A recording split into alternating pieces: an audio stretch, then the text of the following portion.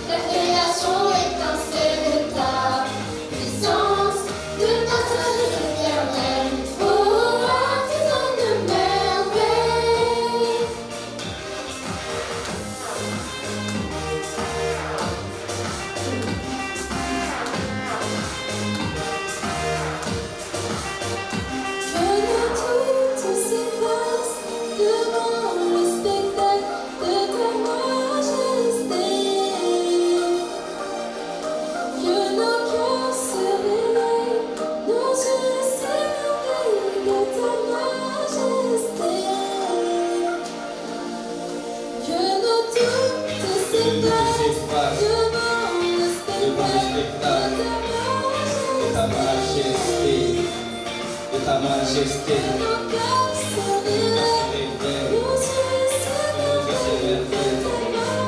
De ta majesté, de ta majesté. Tout l'univers n'a pas son pareil.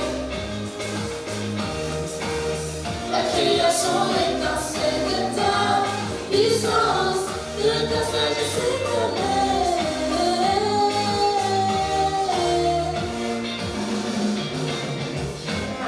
Tu es l'artisan de merveille, merveille. Tu es l'artisan de merveille, merveille. Merveille, merveille.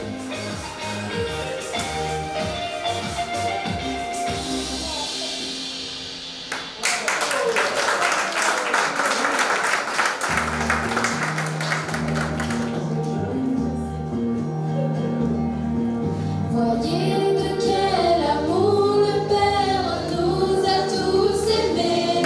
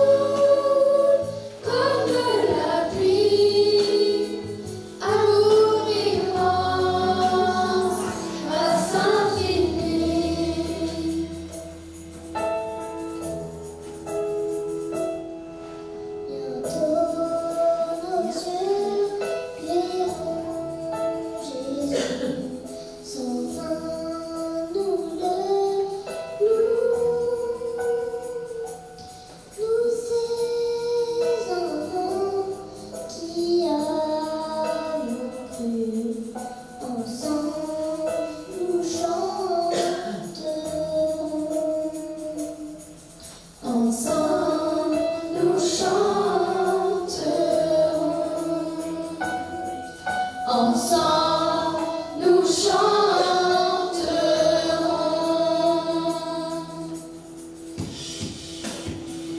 Il m'a sauvé et libéré.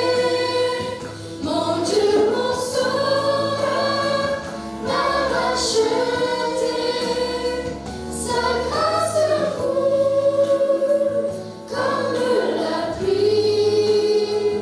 Amour immense, grâce infinie. Il m'a sauvé et libéré. Mon Dieu, mon sauveur, m'a racheté. Sa grâce coule comme la pluie. Amour immense, grâce infinie. Amour immense, grâce infinie. Amour immense, amazing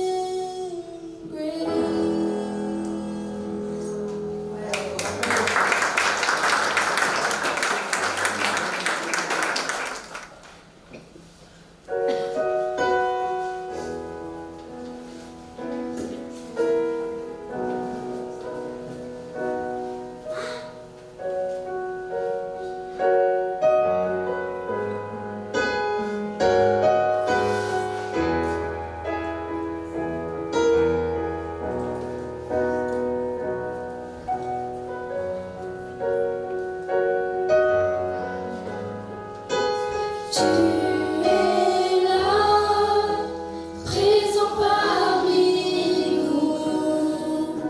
Je t'adore, je t'adore.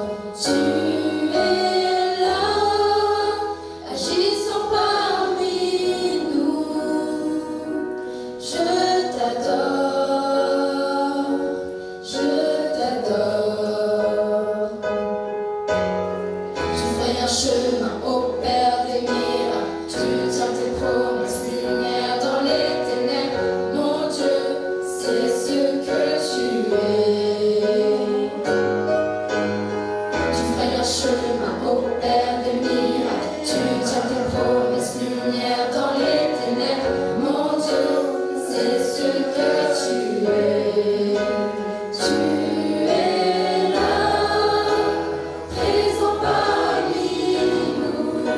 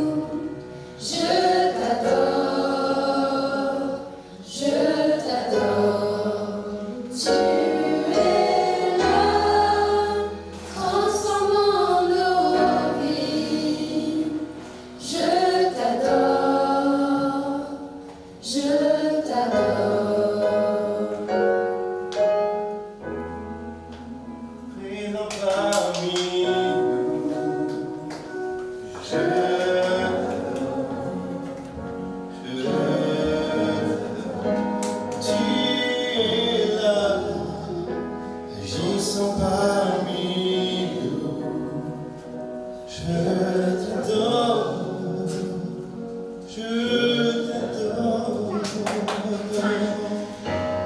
Et même si je ne vois rien, mon Dieu, tu es là. Et même si je ne sens rien, mon Dieu, tu es là.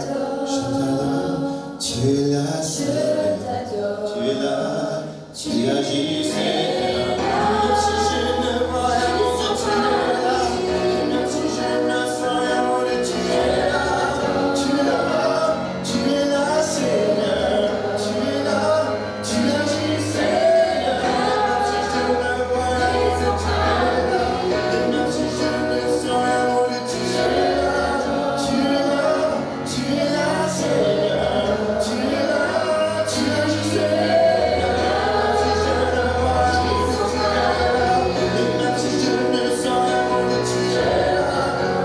là, tu es là, Seigneur. Tu es là, tu agis, Seigneur. Présent parmi nous, je t'adore, je t'adore. Tu es là, en ce moment, je t'adore, je t'adore.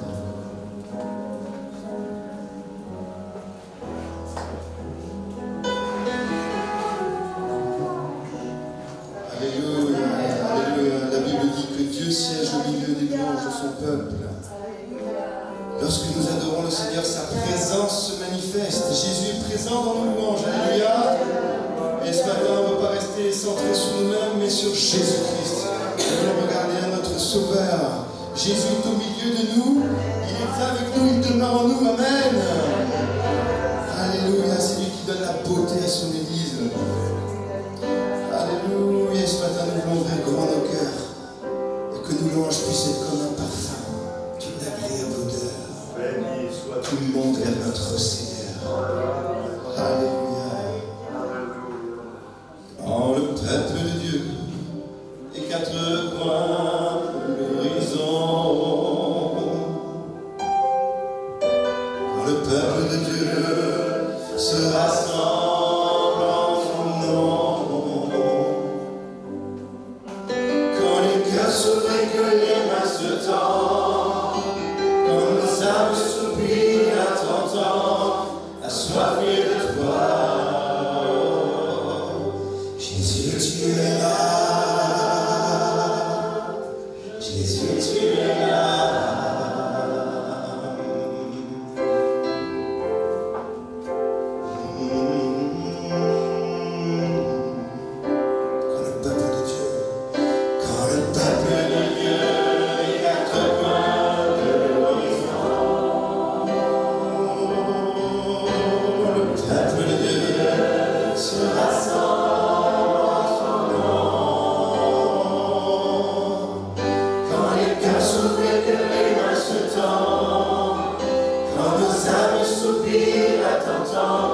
Assoiffés de toi. Nous pourrions tous nous lever, chanter Jésus, tu es là. Jésus, tu es là. Jésus, tu es là. Jésus, tu es là. Comme au milieu de nous, comme un parfum d'adoration.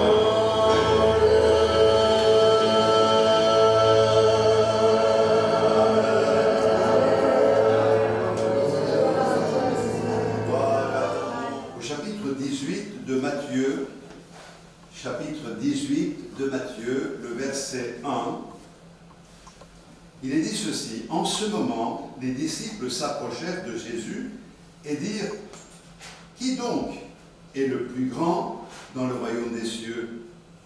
Jésus, ayant appelé un petit enfant, le plaça au milieu d'eux et dit, je vous le dis en vérité, si vous ne vous convertissez et si vous ne devenez comme les petits enfants, vous n'entrerez pas dans le royaume des cieux. C'est pourquoi quiconque se rendra humble comme ce petit enfant sera le plus grand dans le royaume des cieux. Et quiconque reçoit en mon nom un petit enfant comme celui-ci me reçoit moi-même. Mais si quelqu'un scandalisait un de ces petits qui croient en moi, il vaudrait mieux pour lui qu'on suspendît à son cou une meule de moulin et qu'on le jetât au fond de la mer. Amen. C'est quand même costaud comme parole. Le Seigneur dit de bien recevoir les enfants et de devenir comme des enfants. Qui est le plus grand dans le royaume des cieux? Deviens comme un enfant, humble comme un enfant. Mais si tu le scandalises, dit Jésus, on ne se permettrait pas de dire ça. Il vaudrait mieux que cette personne qui scandalise un enfant, on lui attache une meule de moulin. Vous avez déjà vu des meules de moulin? Et qu'on le jette dans la mer. C'est radical, hein? Donc ça veut dire que le Seigneur tient beaucoup au fait que nous puissions tout mettre en œuvre pour préserver nos enfants. Alors dans Deutéronome, déjà, à l'époque, dans l'ancien temps, au chapitre 4, le Seigneur dit ceci, quelle grande vérité. Deutéronome 4, 7. Quelle est en effet la grande nation qui est des dieux aussi proches que l'Éternel notre Dieu l'est de nous toutes les fois que nous l'invoquons? C'est extraordinaire d'avoir un Dieu si près. Et quelle est la grande nation qui est des lois et des ordonnances justes comme toute cette loi que je vous présente aujourd'hui? Seulement, prends garde à toi et veille attentivement sur ton âme, tous les jours de ta vie, de peur que tu n'oublies les choses que tes yeux ont vues et qu'elles ne sortent de ton cœur. Enseigne-les à tes enfants et aux enfants de tes enfants.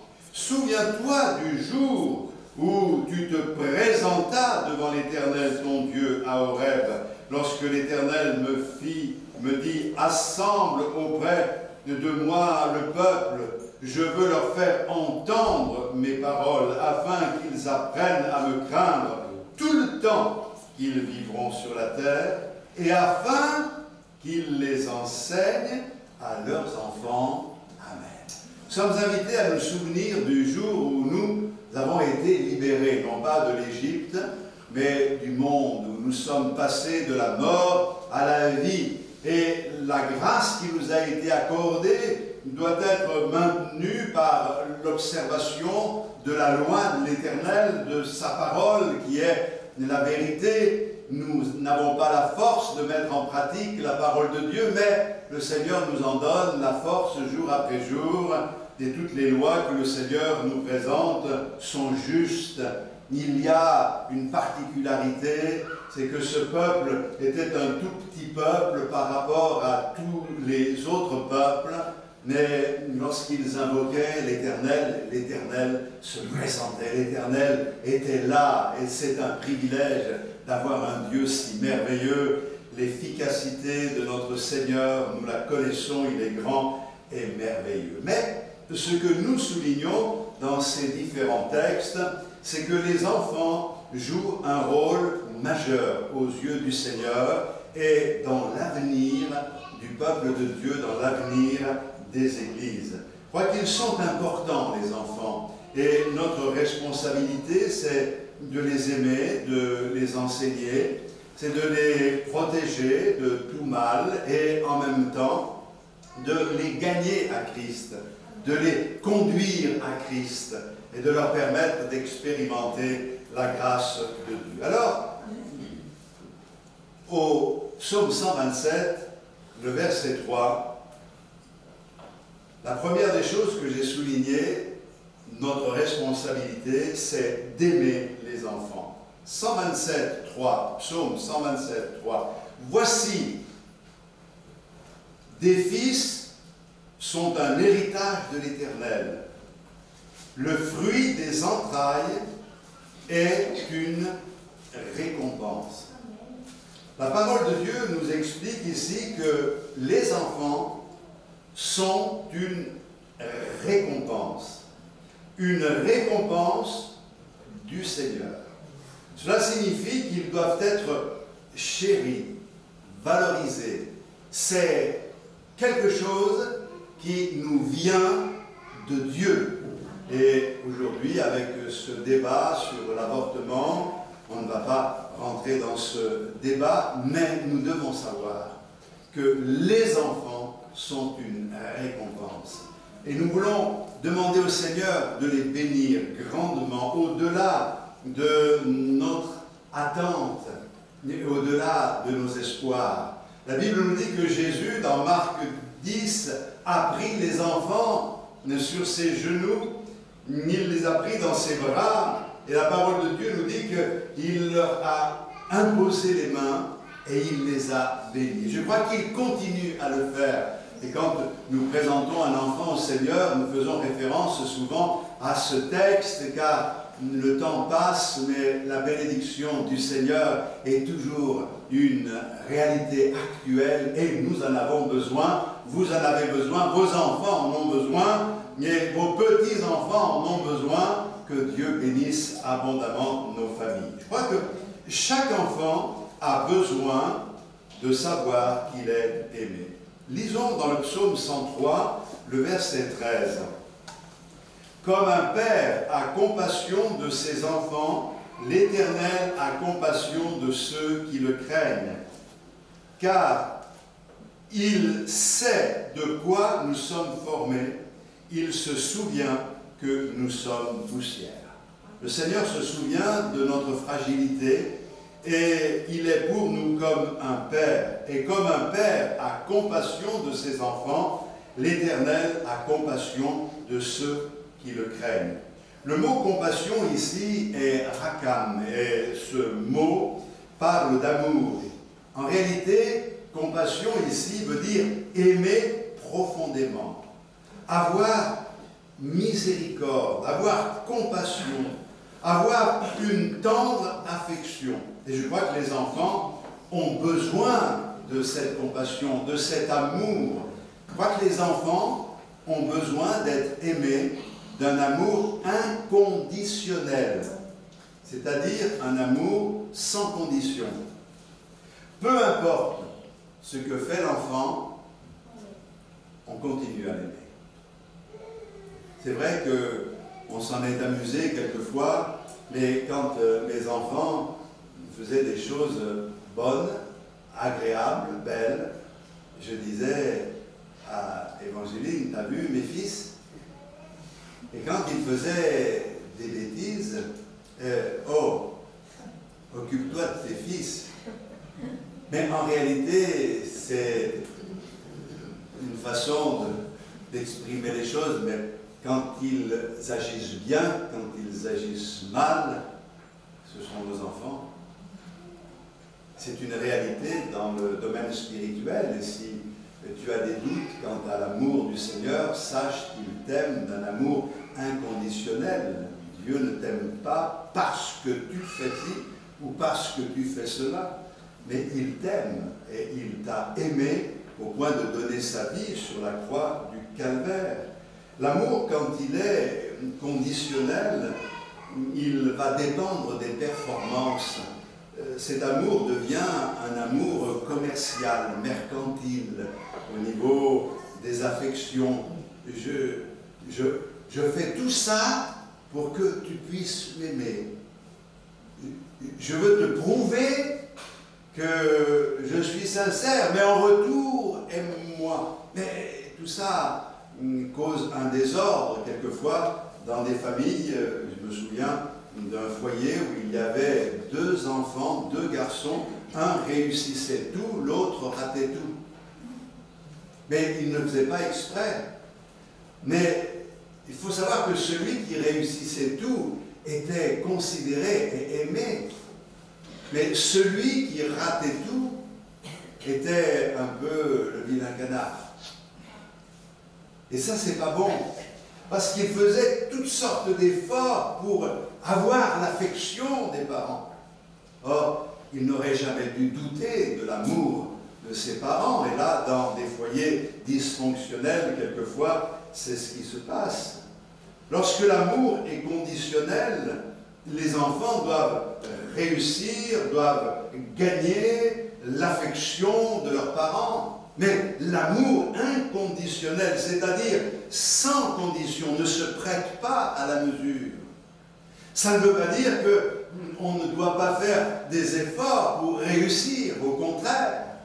Mais on doit savoir qu'il y a dans le foyer un refuge qui nous met à l'abri d'un monde et qui, lui, a perdu complètement les repères. Un monde qui est dangereux et dont le jugement est axé sur la performance. Aujourd'hui, il faut toujours plus, aller plus loin, aller plus haut, gagner davantage, etc., etc. Or, la parole de Dieu nous montre que nous ne sommes pas dans une compétition et dans le domaine de la foi, nous n'agissons pas pour prouver à Dieu que nous l'aimons. Oui, d'une certaine manière, Dieu prouve son amour envers nous en donnant sa vie sur la croix du Calvaire, mais nous prouvons notre amour au Seigneur en restant attachés à sa parole. Mais il ne s'agit pas de performance. La grâce de Dieu ne se manifeste pas dans la performance, et la performance et la réussite ne sont pas une preuve de l'approbation de Dieu dans notre vie, contrairement à ce que l'on pense. Quelquefois, on passe par des chemins qui sont douloureux et difficiles. On en parlait dernièrement, on parlait du mauvais riche et de Lazare. Ce n'est pas une parabole, ce n'est pas une parabole, c'est une parole de Jésus qui nous explique un cas réel, mais il prend des extrêmes pour que nous comprenions qu'il vaut mieux être pauvre, malade et être avec le Seigneur dans la foi, même si apparemment on a l'impression qu'il nous a abandonnés, que être riche et mener brillante vie et être perdu pour l'éternité. Maintenant, on peut être pauvre et perdu, et on peut être riche et sauvé aussi. C'est important de bien comprendre ce que le Seigneur nous dit dans sa parole. Alors je crois qu'un enfant qui est aimé d'une manière inconditionnelle va avoir de l'assurance, il va pouvoir surmonter ses peurs facilement. Quand on va l'aider, il va trouver dans le foyer un endroit pour se ressourcer, et c'est important. C'est important de le réaliser par rapport à Dieu. Vous savez, le piège du diable, c'est de nous faire douter de l'amour de Dieu à notre égard.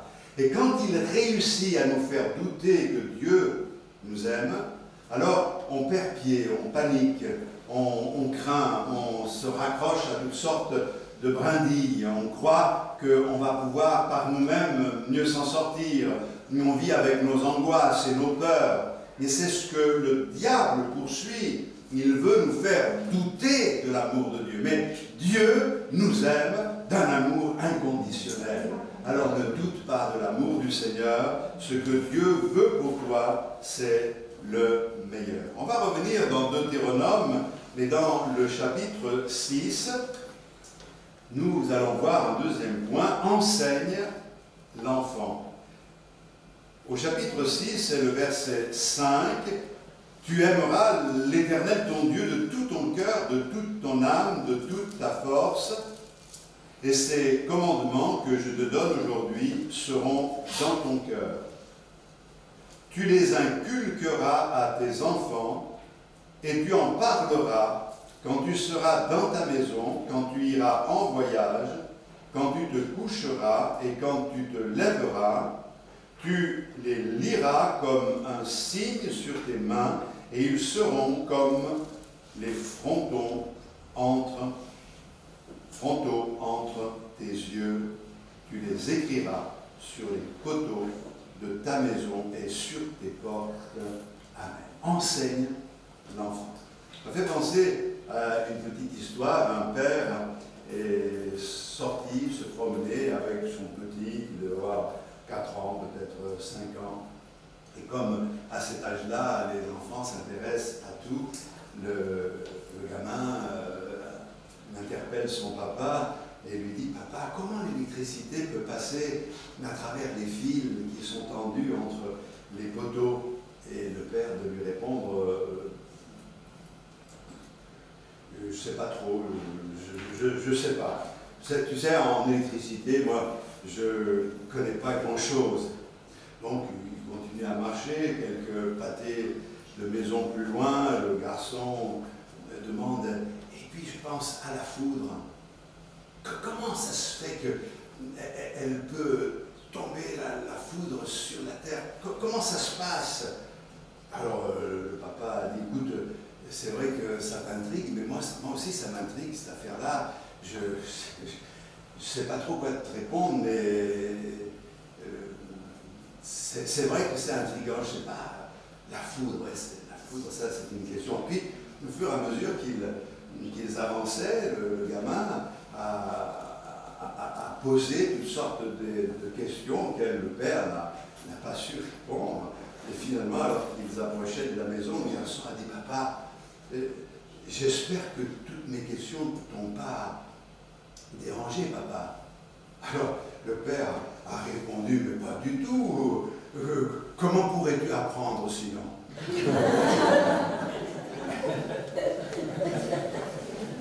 Ça m'a amusé parce que c'est vrai, comment pouvait-il apprendre cet enfant s'il ne posait pas ces questions à son papa?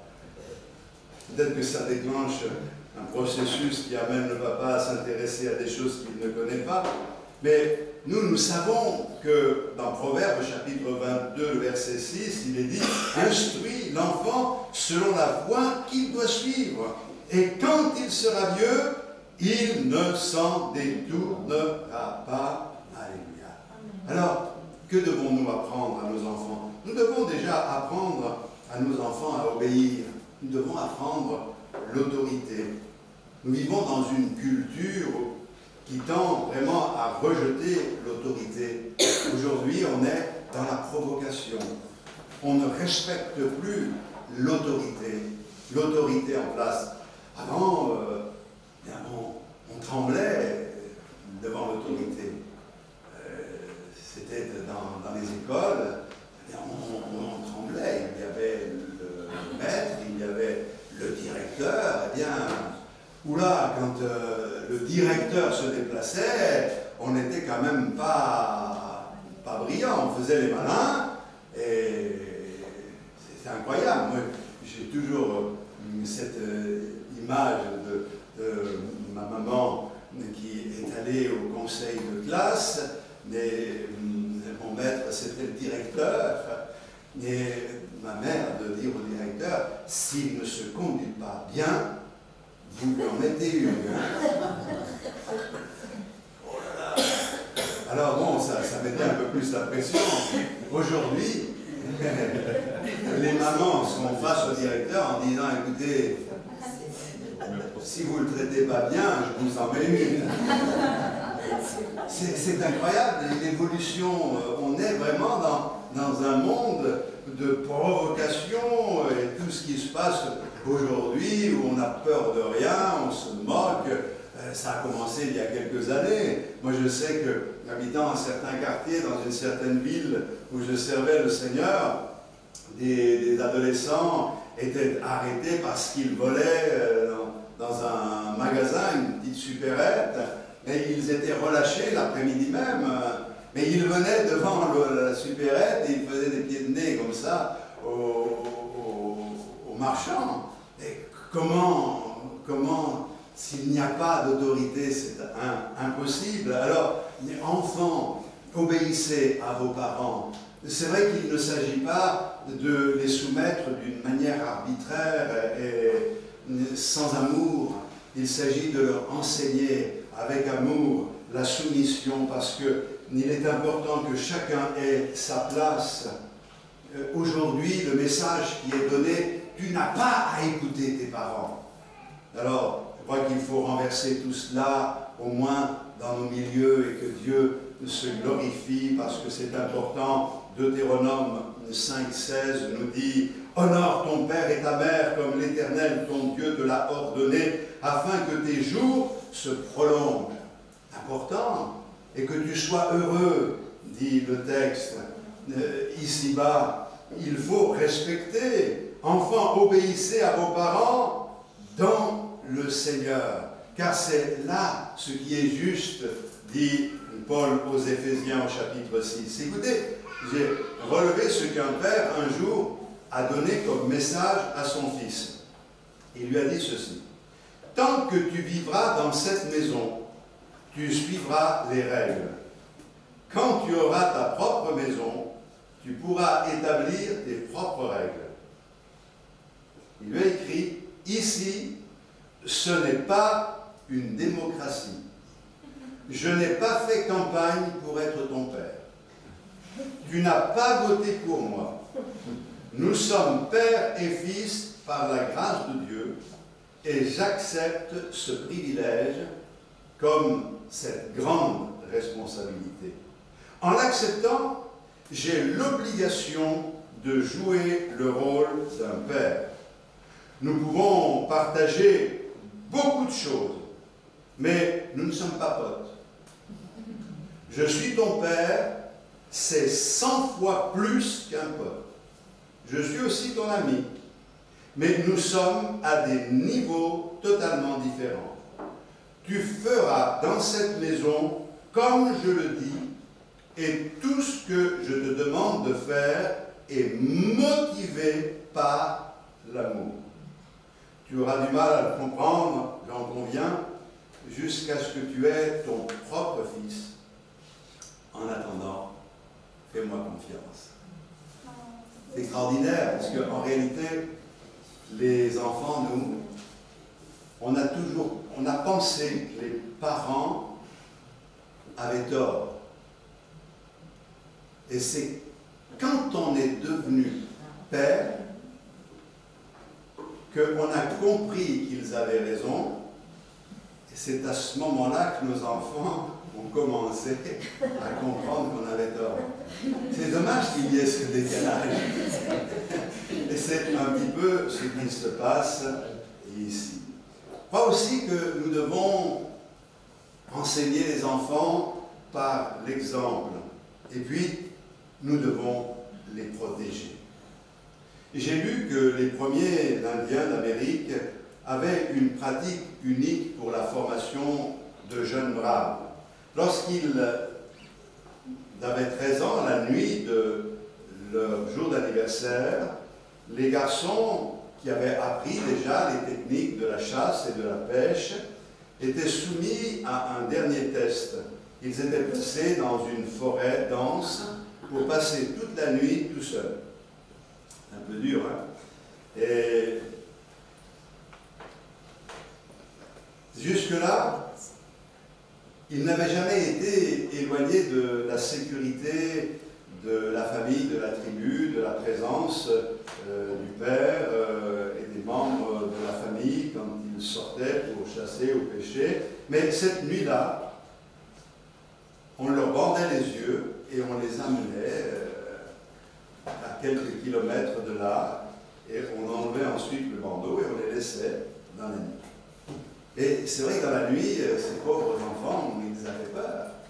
Toutes les brindilles qui craquaient dans la forêt étaient à l'origine d'une imagination. Ils voyaient déjà une bête féroce, ils s'imaginaient des tas de choses, et c'est un peu ce qu'indique le texte de ce livre. Ils pensaient donc qu'un animal sauvage allait bondir d'un moment à l'autre. Et cette nuit-là semblait durer une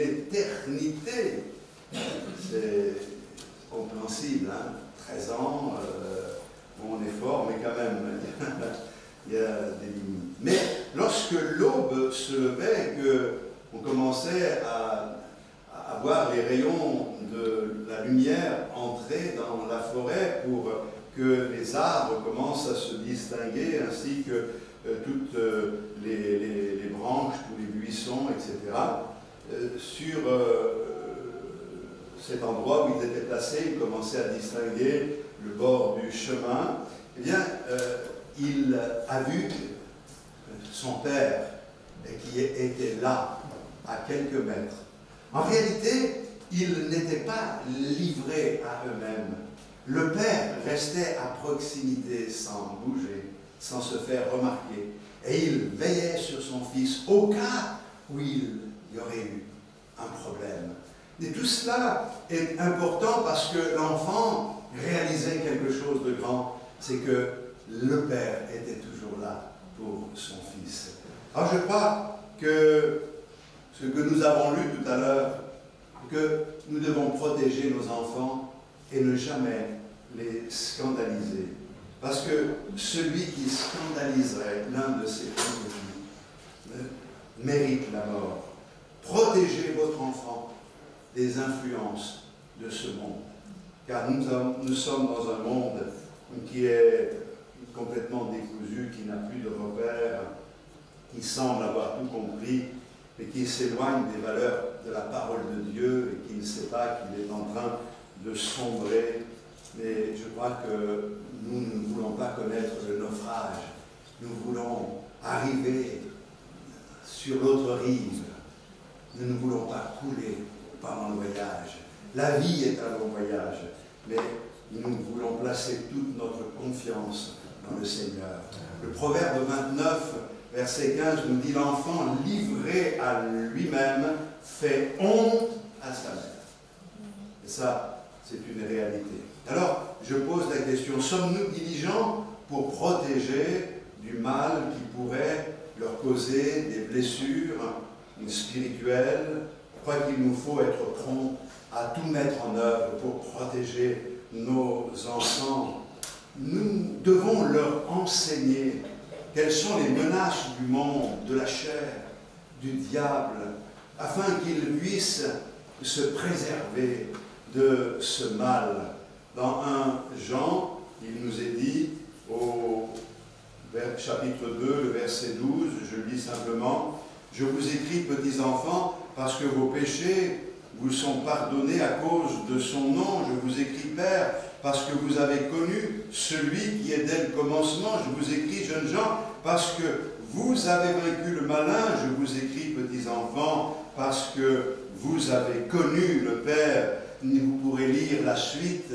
Tout est mis en œuvre pour que les plus petits connaissent le Père, triomphent du malin, remportent des victoires. Et je crois que l'une des meilleures façons, ou des plus grandes façons, la meilleure des façons de protéger notre enfant, c'est de leur inculquer un ensemble de valeurs qu'il va obtenir par l'exemple que nous allons lui donner. C'est-à-dire que notre vie va parler plus que tout ce que nous pouvons dire. Tes actes crient si fort que je n'entends pas ce que tu me dis. Voilà une phrase que nous devons retenir. Je n'entends pas ce que tu me dis à cause de tes actes qui font tellement de bruit et qui sont tellement en désaccord avec ce que tu me racontes. Je préfère, disait quelqu'un, voir un sermon que de l'entendre, et nous sommes tous d'accord. À partir du moment où nous avons compris que certains disaient des choses qu'ils ne vivaient pas, et nous n'étions plus à l'écoute comme nous l'étions auparavant, et il nous faut rétablir cette confiance et tout mettre en œuvre. Un jour, un père a fondu en larmes, en cachette, en voyant son fils. Son fils avait à peine 3 ans, et son fils s'est agenouillé, et il a prié avec simplicité, et il a dit, s'il te plaît, Jésus, rends-moi grand et courageux, fort comme mon papa. Tu vois, mon papa, il veille sur moi toute la nuit. Rends-moi grand, fort, comme il est. Merci Seigneur, au nom de Jésus. Et quand le Père a entendu ça, ça lui a donné un coup parce qu'il a réalisé justement que la prière qui a été prononcée par son fils était pleine de vérité, remplie d'humilité. Il a compris que les petits pieds de son fils étaient en train de chercher l'empreinte du pas de son père. Il était en train de suivre le Père. Il y avait une forme d'admiration, mais c'est magnifique le message que cela renvoie. Alors il a prié le Père et il a dit au Seigneur, je tourne vers toi, mes regards, toi le Très-Haut. J'ai besoin de tes conseils, mais exauce ma prière. Garde ma marche toujours droite, pour que les petits pieds qui me suivent puissent aller dans la bonne direction. Aide-moi quand je trébuche et relève-moi quand j'échoue. Protège mon petit garçon alors qu'il voyage sur le chemin de la vie. Mon humble plaidoyer, Seigneur, c'est aide-moi à être l'homme que ce petit garçon voit en moi. Je pense que la vision du gamin par rapport à son père peut sembler exagérée, et c'est ce que le père a compris. Tu me vois comme je ne suis pas, et je veux être ce que tu penses que je suis pour que toi aussi tu deviennes ce garçon qui marche avec le Seigneur. Et puis, la dernière vérité, c'est que nous devons amener les enfants à Christ. On amena des enfants au Seigneur. Matthieu 19 et d'autres textes. Vous savez, les parents, nous aimons à penser que nos enfants ne peuvent pas se perdre. Et nous n'aimons pas réfléchir de cette manière-là. Et des enfants n'aiment pas se dire que leurs parents sont perdus. Nous sommes enclins à penser que des autres familles, certainement peut-être, mais les nôtres, non. Mais la vérité est qu'à l'âge de raison, c'est le Seigneur qui fixe cela, si nous sommes sans Christ, nous sommes perdus. On ne peut pas être sauvé par procuration. L'Esprit de Dieu nous convainc de pécher. Le péché parce qu'il ne croit pas en moi. J'aime bien ce texte parce qu'il définit en fait que le péché, c'est de rejeter, c'est de ne pas accepter Christ. C'est au moment où nous le comprenons que nous sommes engagés. Imaginons un instant, je vais donner un peu de sueur froide, pas à cause de la clim, hein. Mais imaginons un instant qu'en sortant de ce lieu, en nous quittant tout à l'heure, tard, un enfant prend un autre chemin et puis se perd, il n'est plus dans votre présence. Qu'est-ce que vous allez faire? Vous allez commencer à le chercher, vous allez dans un premier temps penser qu'il n'est pas loin, et quand vous ne le trouverez pas, vous allez commencer à crier. Ça nous est arrivé de perdre nos enfants à certains moments, mais de les retrouver assez rapidement. C'est comme cela, mais si jamais nous ne les retrouvons pas tout de suite, nous allons avertir la gendarmerie, nous allons avertir nos amis, et tout le monde va se mettre en mouvement pour aller chercher l'enfant. Nous allons être saisis d'angoisse, nous allons ne va pas aller se coucher le soir et nous endormir en disant bon, on verra demain. Non, non, non, c'est pas possible. Vous imaginez dans quel état nous pourrions être en perdant un enfant jusqu'à ce qu'il soit retrouvé, priant le Seigneur et criant à lui.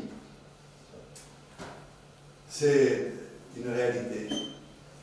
Vous savez, Le problème, c'est qu'il y a beaucoup d'insouciance dans le domaine spirituel. C'est que nous savons que nos enfants ne sont pas au Seigneur, mais nous dormons tranquillement, nous sommes là insouciants, je ne dis pas d'une manière générale, mais ça arrive, malheureusement, on les laisse faire, laisse vivre.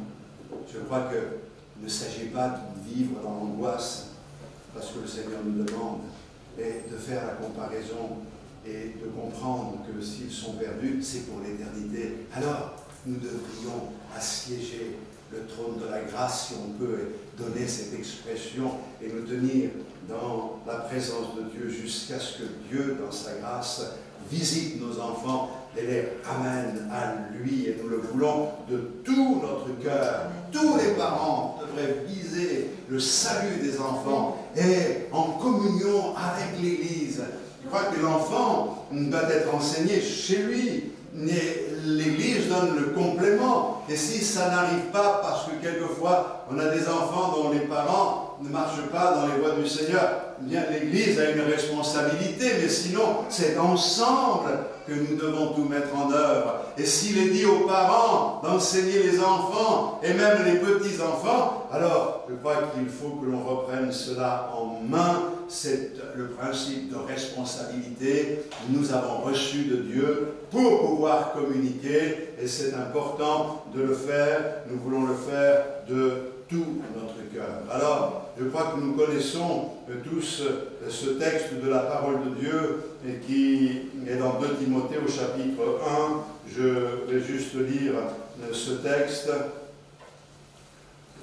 au verset 3, chapitre 1er, verset 3. Je rends grâce à Dieu que mes ancêtres ont servi et que je sers avec une conscience pure, de ce que nuit et jour, je me souviens continuellement de toi dans mes prières, me rappelant tes larmes et désirant te voir afin d'être rempli de joie, gardant le souvenir de la foi sincère qui est en toi, qui habita d'abord dans ton aïeul Loïs et qui, dans ta mère Eunice, et qui, j'en suis persuadé, habite aussi en toi. C'est pourquoi je t'exhorte à ranimer le don de Dieu que tu as reçu par l'imposition de mes mains, car ce n'est pas un esprit de timidité que Dieu nous a donné, mais un esprit de force, d'amour et de sagesse. Timothée avait reçu un exemple, et c'est cet exemple qu'il avait mis dans le droit chemin. C'est le tremplin pour la vie spirituelle,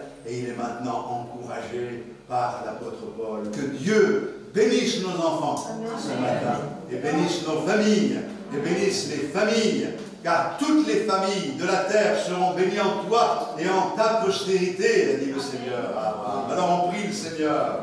Gloire à Dieu. Seigneur, nous savons que c'est toi la postérité d'Abraham, et en toi toutes les familles de la terre reçoivent la bénédiction éternelle. Alors Seigneur, que personne ne s'en prive, et nous ici, nous ouvrons nos cœurs et nous comprenons que la vie chrétienne, c'est un privilège, mais c'est aussi une responsabilité. Que d'avoir des enfants, c'est une récompense, et que de les avoir, c'est aussi une responsabilité. Nous voulons tout mettre en œuvre pour qu'ils puissent être orientés de la bonne manière et qu'ils ne se perdent aucun de ces petits. Seigneur, si certains petits sont devenus grands, ils sont maintenant majeurs, nous continuons à prier parce que nous savons que ce que tu as semé dans leur cœur ne peut se réveiller à n'importe quel moment.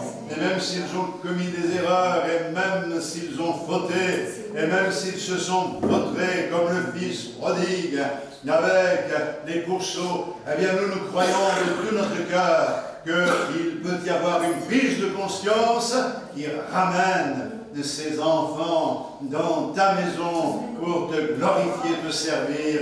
Nous voulons faire acte de foi et te demander de l'accomplir dans toutes ces vies au nom de Jésus, notre bien-aimé Sauveur. Amen. Alléluia. On va demander aux enfants de revenir.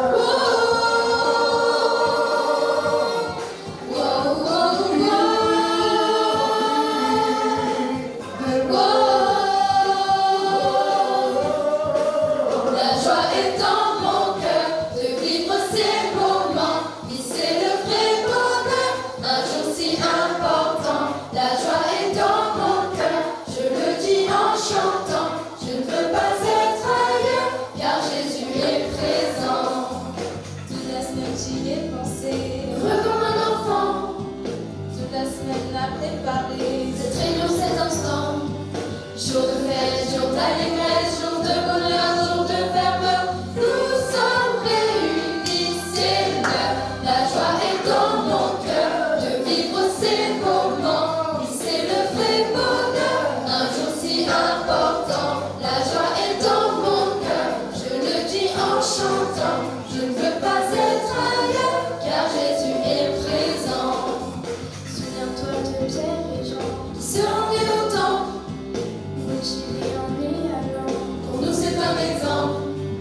N'attends pas que la réunion soit terminée pour l'adorer, que ton cœur soit préparé. La joie est dans mon cœur de vivre ces moments. C'est le vrai bonheur, un jour si important. La joie est dans mon cœur, je le dis en chantant. Je ne veux pas être ailleurs, car Jésus est présent.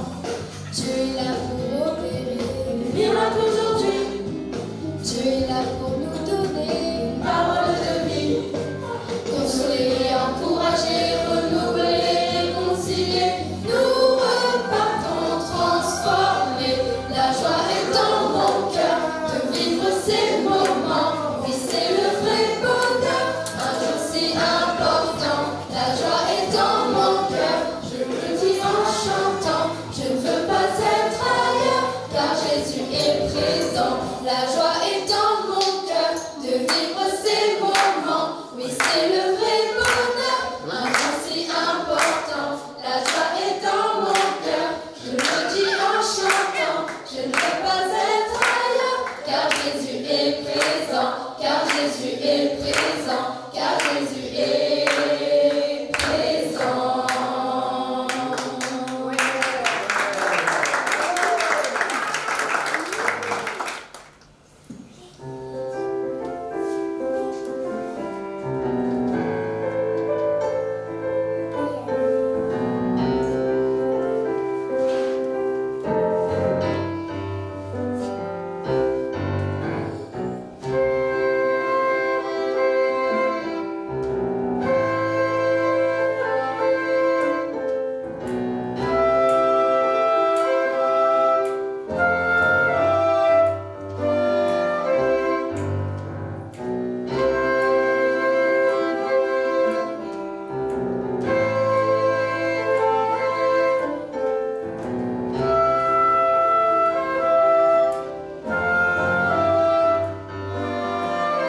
Le matin je chante,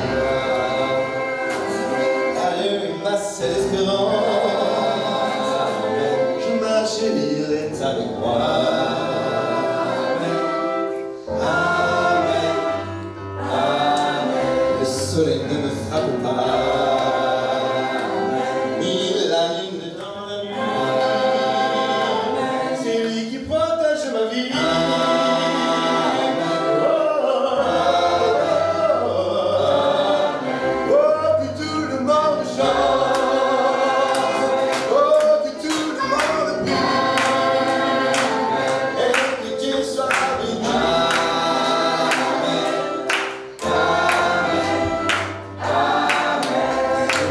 Je lève les yeux,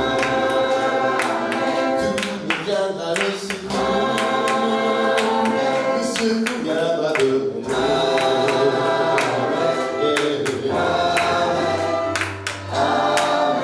Il a vaincu mes ennemis,